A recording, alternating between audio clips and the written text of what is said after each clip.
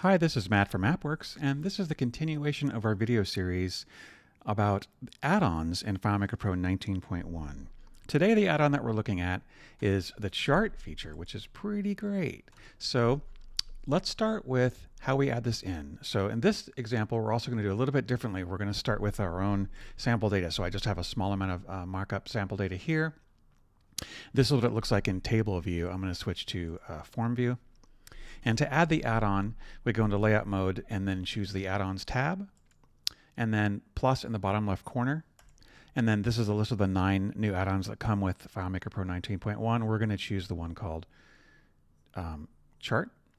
So that's simple chart right here. Then to add it, we simply drag it out to the layout. Like with other add-ons, the first thing that I usually do with this is notice that it comes out as a single grouped object. So I ungroup it, which gives me the ability to change the way it's pinning. So I want to really pin this to the corners in a specific way.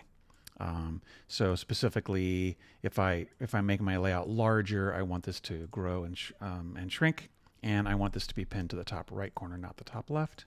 Small changes. Okay, the next thing we're going to find here is for this particular add-on, some of them work differently than others. It's actually not going to show me anything from the built-in sample data that it comes with. So note that when these charts come in, it automatically creates its own sample chart data, but I already had mine. So I can actually delete this one and it won't cause any issue. I'll just delete that table and it's fine.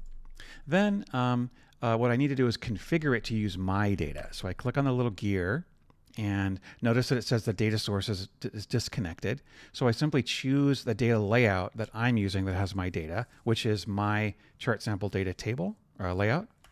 And then this will find the fields that are on the layout, and I'll choose the 4 that I want to use, which is Q1 through 4 sales for these individual reps. Choose those, and then I also can give a name for the data. So this is going to be quarter 1, 2, 3, 4. For these people. And when I save it, it will then look at the data for these individual people. And as I flip through the records, it'll just redraw the chart for those people. This is pretty great, very simple. I would say this is even simpler to do than the built-in FileMaker charting tool. And at AppWorks, we've got some other videos that we have done that show the Google chart integration. And I think this is even easier than that. This really gets powerful, by the way, when you connect it with other free JavaScript libraries for charting. But this one is pretty good. And it has some other features that you can look at. So one of them is it's live. As we saw before, you can resize it and it changes as we build it, which is great. Also, if you click on the data, so if I went back to maybe that first record and I clicked on a record, it shows me some raw JSON. So it's telling me the ID of the record I clicked on, products, index, name. So there's some information here, but it's not really that useful. What I want to know is if the sales is under 20, that's really insufficient. So the number of widgets that we're tracking for these people really needs to be kind of over 20 for each period. So how do I get to that? Here's how we get to it. So if I go to Script Debugger, I'll click on one of these lines, and then it shows me exactly what's happening when I run that. So it grabs some JSON from the object that I click, and this is the raw JSON that it's getting. And then what it's getting out of that JSON is another field called $data, which is the data from that JSON. And right here is kind of what I want, but I want even a smaller version of this, and I want to even make a decision based on that. So let's actually kind of pause right here and go into the editing of this script. By the way, this is one of my best tips on editing a script in FileMaker is I very rarely go to the script workspace and open things. I just turn debugger on and I click a button and I use the debugger to find out what's going on.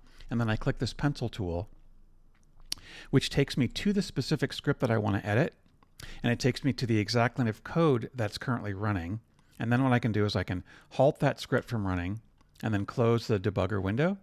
And then I'm exactly where I want to be without having to go search for what script is running. So I find this to be pretty convenient.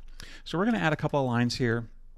We're going to add a line that's, I think I'll just still call it $data. And what I want it to be is, from that data line, I want to grab out of this JSON code, I want to grab just the one thing, which is the value. I'm not exactly sure if the name is value, but we're going to go ahead and try it with that. So first of all, the name of the variable is data. And then the thing that I'm trying to get is value. And then I want to do one other thing with that, which is I want to say if the data is greater than 10, so I'll write a case statement in here. I always punctuate these like so. If data is greater than 10, or 20, I think I said, maybe greater than or equal to 20, we can put a little quote that says sales look great. And if they're less, if they're not greater than 20, then we can say sales need improvement. So simple case statement. Now I'm actually setting a value for data 3 times here, which is something that I do often in scripting. It just makes it kind of easier and I get less kind of variables filling up. What this does every time they run is it just replaces the value from the previous version, which we can watch happening in debugger. So let's just watch this happening when I click to 40. And I'll turn debugger on, the data viewer on as well. And as I click through my code, I'll see my JSON get set. Now data actually has this long string. The next one is data has a shorter string, which is just the number of the particular one that I clicked on. And then the last one is sales look great because it evaluates that and determines if it's number. And then at the very bottom here, it's actually doing a show custom dialog with the data. So when that happens, it will say sales look great. So it's no longer showing me that kind of raw thing. If I were to click on one of these other lines, it's actually going to say sales need improvement. I might want to actually, put more data in here like sales for Q3 need improvement, or Eleanor's sales for Q3, or whatever. It depends upon what data I'm looking at as I run these. So this has been a pretty kind of a whirlwind tour of this. But the things that we really showed are the easy way to add an add-on, how to configure it by using this gear, and how to connect it to my own data, which was a really simple thing to do. Simply choose my fields, and then have it integrated into my database. So pretty simple. Thanks very much for your time, and have a great day.